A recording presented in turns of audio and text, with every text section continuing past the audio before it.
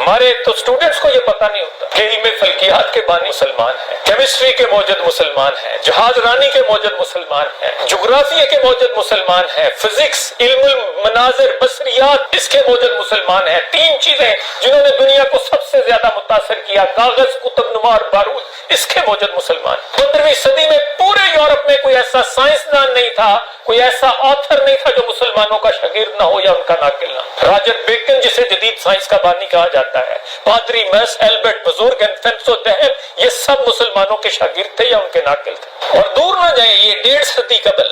جرمنی کا دریا ہے رائن، اس کے ایک کنارے پر جرمنوں کی بستی تھی، دریا کے دوسری جانب فرانسیسی فوج ٹھہری ہوئی تھی۔ ہر سال جب جرمن یہ بستی کی فصل پکتی تو فرانسیسی دریا عبور کر کے آتے اور اسلحے کے زور پر ساری فصل کٹواتے اور واپس چلے جاتے۔ تو جرمنوں نے جب اس پہ غور و خوض کیا تو اس کے بعد انہوں نے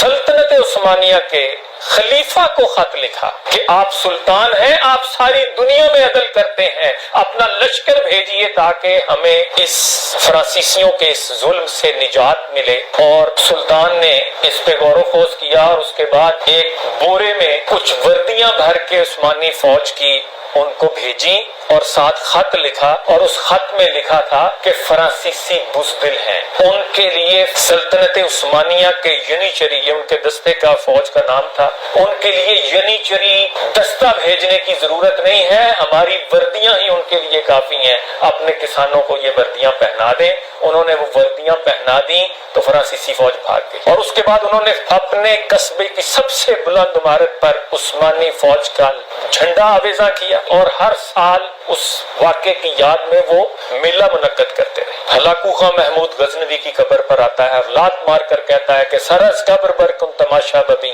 دلیران نے تورا بائیرا زمین، اٹھ قبر سے سر نکال اور دیکھ کے توران کا بہادر سپا سالار آج تیری سرزمین پہ قابض ہے۔ تو مورخ لکھتا ہے کہ جب وہ وہاں پڑا ہوا شاہ نامہ فردوسی کا پہلا ورق الٹتا ہے تو جو جواب پڑھنے کو ملا وہ پڑھ کر اس کے ماتھے پر پسینہ آ گیا۔ وہاں یہ درج تھا کہ چوز خالی شیراں شود مرغزار، اند ربائے لنگ دروے شکار، کہ جب مرغزار اور جنگل شیروں سے خالی ہو جاتے ہیں تو لنگڑی لومڑیاں وہاں شکاری بن جاتی ہیں۔ اور اس میں کہتا ہوں عظیم الشان ماضی کی تصویر کشید اقبال نے خوبصورت انداز میں کی کہ تھے ہم ہی ایک تیرے مار کاراؤں میں، خشکیوں میں کبھی لڑتے کبھی دریاؤں میں، دی اذانے کبھی یورپ کے کلیساؤں میں، کبھی افریقہ کے تپتے ہوئے صحراؤں میں، شان آنکھوں میں نہ جچتی تھی جہانداروں کی، کلمہ پڑھتے تھے ہم چھاؤں میں تلواروں کی، ٹل نہ سکتے تھے اگر جنگ میں اڑ جاتے تھے، پاؤں شیروں کے بھی میدان سے اکھڑ جاتے تھے، تجھ سے سرکش ہوا کوئی تو بگڑ جاتے تھے،